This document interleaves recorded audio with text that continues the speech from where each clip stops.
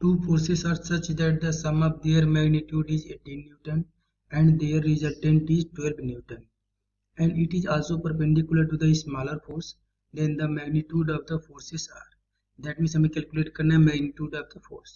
and यहाँ पे हम लिखेंगे we assume that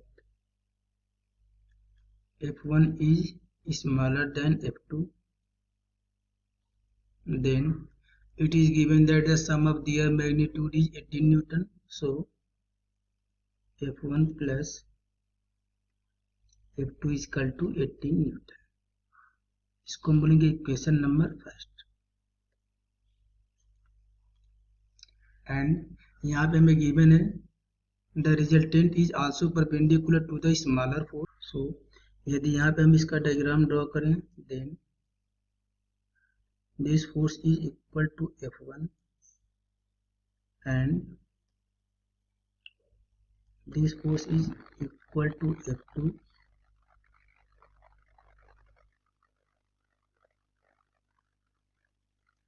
and the resultant of these two force is perpendicular to the smaller force, that means F1.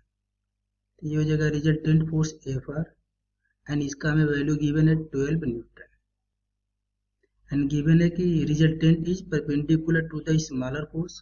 And यहाँ पे हम कंसीडर करेंगे कि force F2 is making an angle theta with the resultant force. Then यदि F2 को हम दो component में रिजॉल्व कर देंगे तो F2 cos theta is equal to 12 newton and F2 sin theta is equal to F1. So यहाँ पे हम लिख सकते हैं F2 cos theta is equal to 12 newton, क्योंकि ये F1 फोर्स है एंड F1 फोर्स का परपेंडिकुलर कंपोनेंट हो जाएगा 0. So F2 cos theta is equal to 12 newton. इसको हम बोलेंगे इक्वेशन नंबर 2. एंड F2 का यदि हम हॉरिजॉन्टल कंपोनेंट लेंगे, that means F2 sin theta is equal to F1. तो यहाँ पर लिखेंगे F2 sin theta is equal to F1. इसको हम बोलेंगे equation number 3. Equation number 2 and 3 का हम स्क्वायर करके यदि हम ऐड करेंगे तो ये वैल्यू हो जाएगा F2 square cos square theta equal to 12 square and F2 square sin square theta equal to F1 square. तो यदि यहाँ से हम F2 स्क्वायर को कॉमन ले लेंगे तो यहाँ पे वैल्यू बचेगा cos square theta plus sin square theta and right hand side में बचेगा equal to 12 square plus F1 square. cos square theta plus sin square theta का वैल्यू 1 हो जाएगा. ये वैल्यू बचेगा F2 स्क्वायर, यहाँ पे प्लस F1 स्क्वायर है, इधर ट्रांसफर कर देंगे तो ये माइनस में चला जाएगा. So minus F1 square equal to 12 का स्क्वायर करेंगे, ये वैल्यू हो जाएगा 144. सो इसको हम लिख सकते हैं F2 minus F1 into F2 plus F1 equal to 144. So इसको हम लिख सकते हैं